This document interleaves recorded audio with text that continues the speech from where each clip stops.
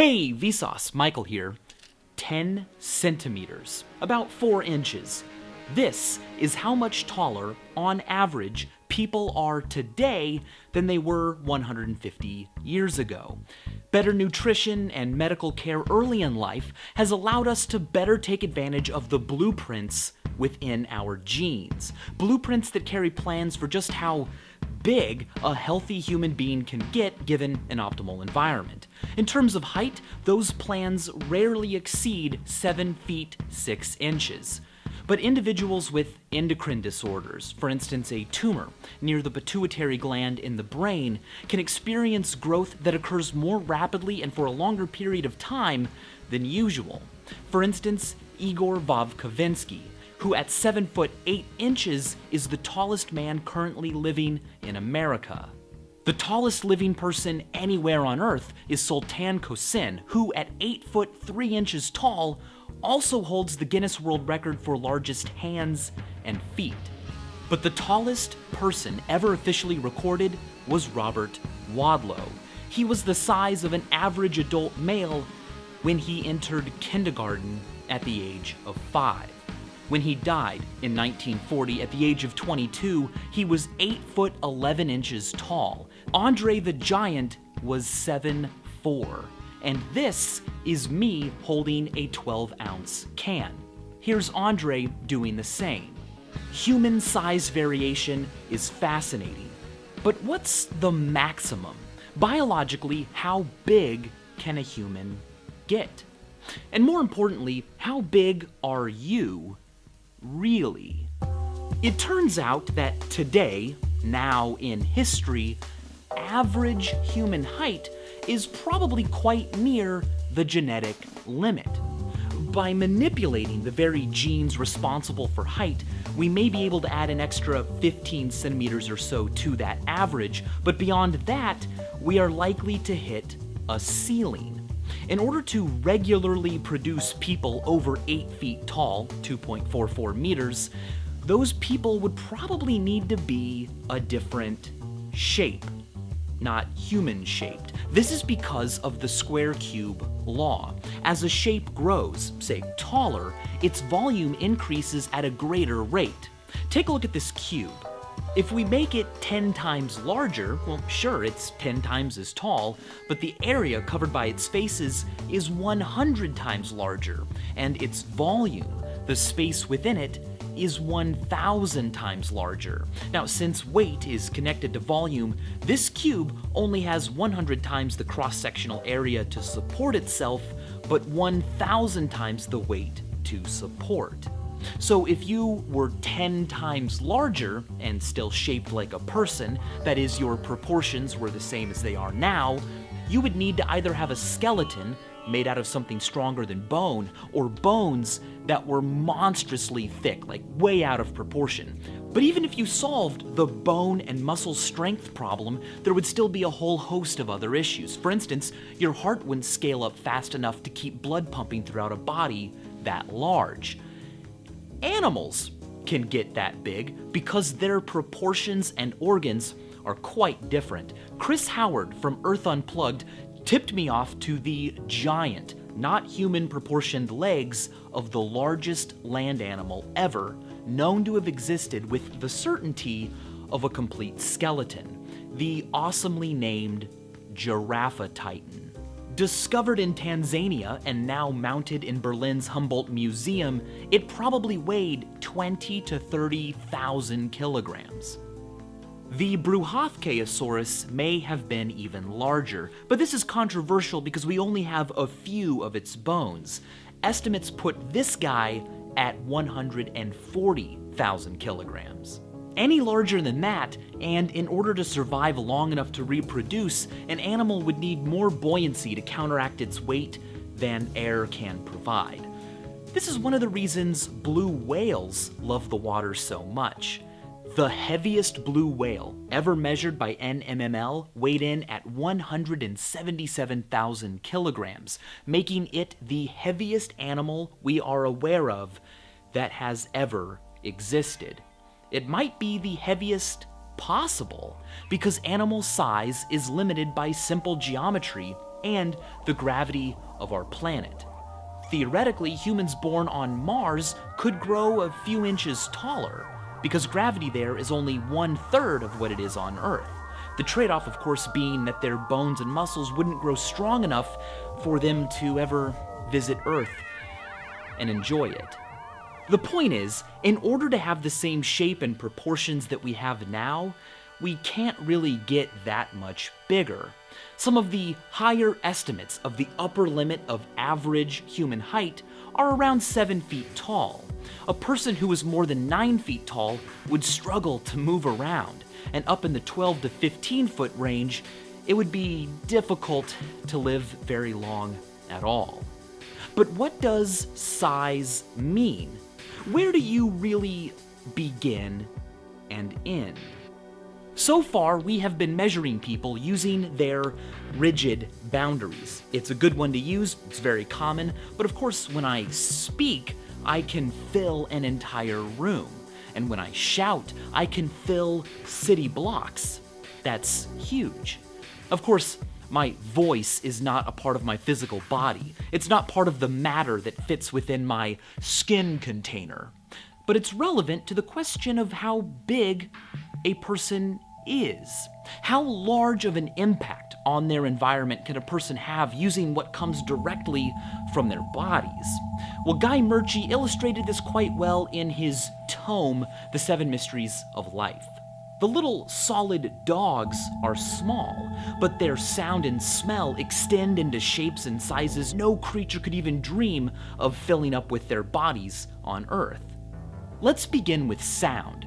How far can your loudest shout travel? How much bigger are you, the volume of space within which people are aware that you exist, when you shout? Well, the loudest shout a human can make is about 88 decibels from 30 centimeters away. A shout like that will die out down below the threshold of human hearing in our atmosphere after traveling about 5 kilometers or 3 miles. A person standing downwind from you might be able to make you out a little further than that, but the point is, in space, no one can hear you scream. And on Earth, from 5 kilometers away, no one can hear you scream. But could they see you scream? Really, could they see you at all? Well, on the surface of Earth, the furthest you can see another person is the horizon. If you and another person are standing on the ground, that distance is about 5 kilometers or 3 miles. Any further away than that, and you will literally be hiding behind the curvature of the Earth. So what about in, say, outer space, where moving away from another person doesn't mean eventually hiding behind the Earth? Well, as an object moves farther and farther away, it becomes smaller and smaller. Of course, the actual size of the object doesn't change. What does change to you is its angular size. This brilliant measurement describes how much space in your visual field an object takes up. Imagine your visual field as a complete circle, 180 degrees of which go from the horizon in front of you to the horizon behind you. So an object with an angular size of 90 degrees would have to be big enough and close enough so as to take up all the space from the horizon to right above you. Interestingly, your thumb, held at an arm's length away from your face, takes up about 1 degree of your visual field. Its size is 1 degree. The moon takes up about half a degree at all times. It sometimes appears larger at the horizon, but that's because of an illusion that ASAP Science covered really well. The smallest angular size we can see with the naked eye is about 1 arc minute, a 60th of a degree.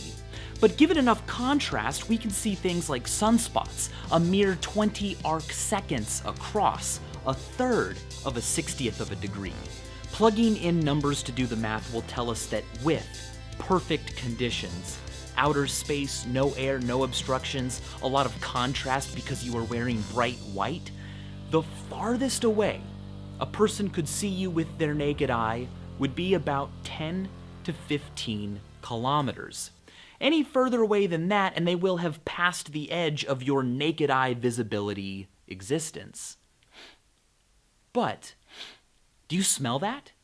It might be you. If we consider the senses of other animals, your smell, your scent, might be your largest earthly dimension. You know how animals like cats and dogs have those cute little wet noses? It's called a rhinarium. Rhinariums allow mammals to smell really, really well. They don't just pick up molecules that float by, they localize them.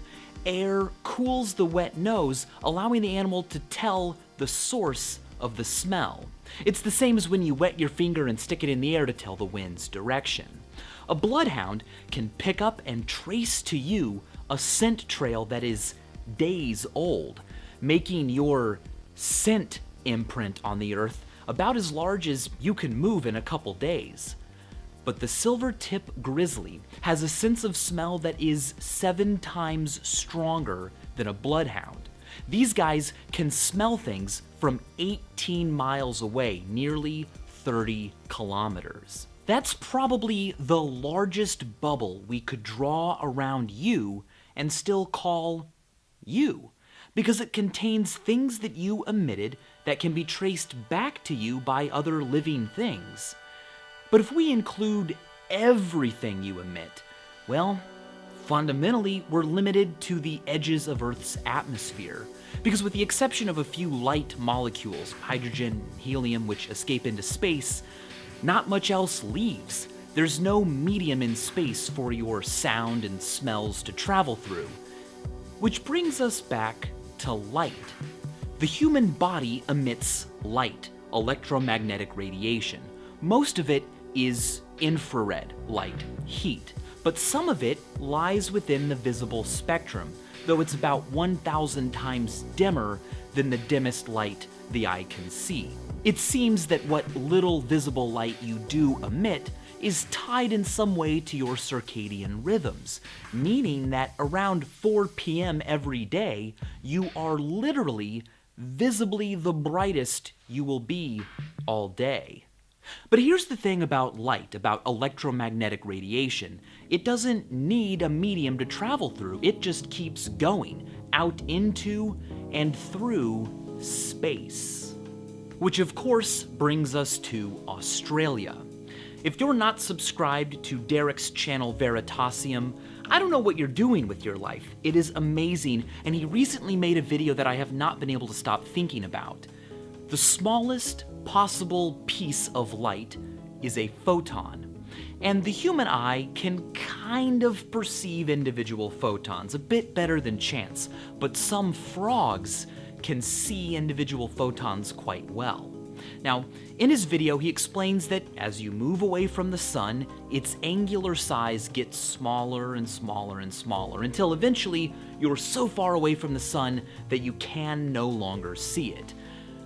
But it's still there, and it is still emitting light that can reach your eye. Except now, that light has been spread so thin, it's not big packets of light you can see, it's just individual photons. The sun is still there, it's just less frequent. Sometimes a photon hits your eye, sometimes nothing, and sometimes a photon again. Well, the same thing happens to radiation emitted by you. I Skyped with Derek this afternoon, and he calculated that the human body, seen at a distance of 168,000 kilometers, would also be reduced to merely a few individual photons. Further than that, and your size would no longer get smaller. It would just remain individual photons flying through space. They are, after all, indivisible. So your physical size is limited by geometry and biology and gravity. Your vocal and fragrance size can be bigger, but it's still limited by the size of Earth. But your light, your personal glow, isn't really bounded by anything. The photons that you are emitting right now, the ones that don't get absorbed by anything, have no reason to ever really stop, and they can continue conceivably past even the observable universe, making you, in a way, completely huge and kind of immortal. And as always, thanks for watching.